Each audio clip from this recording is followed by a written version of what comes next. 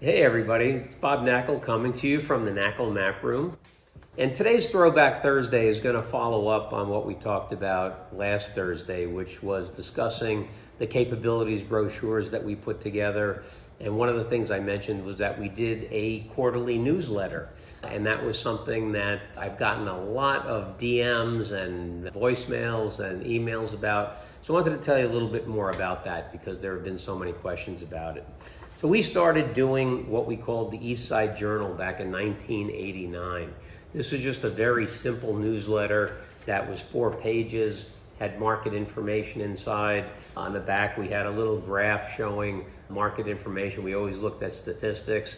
And we did that for a couple of issues. This was our second issue, which as you can see was in color.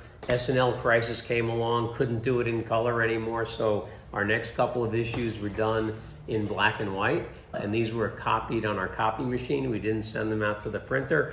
But over time, the newsletter grew. We went from calling it the East Side Journal to the Building Sales Journal as we started to get more and more folks as part of the team and doing more than just the East Side.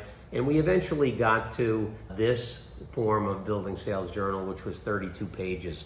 And in this newsletter, we always put information about what was happening with our transactions, an ad that we did for some of our activities. We did information on properties that we sold, a little write-up on each one. We actually sold ads to attorneys, title companies, mortgage brokers back in those days. We sold these ads for $5,000 a piece every quarter, and that helped subsidize some of the cost of this, which our circulation for this newsletter, as I mentioned, got up to over 320,000 people at its peak. But we included information on some of our teammates, information on sales that were going on in each borough. This is a summary with photos from our holiday party. These were photos from an award ceremony that we had recognizing our top producers.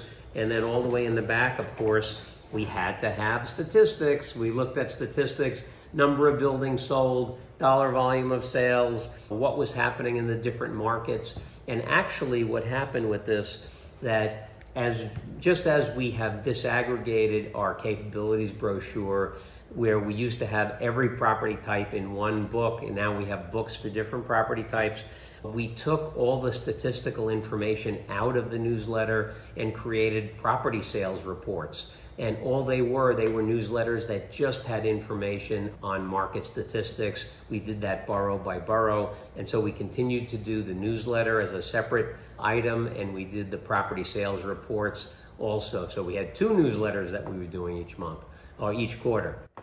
But it was a great way to keep clients updated in terms of what we were doing. It showed our capability and was something that really helped with the market presence that the company grew. So that's the Building Sales Journal newsletter. It worked really well for us, and I think if you did something like it, it would work really well for you too. Until next time, take care, guys.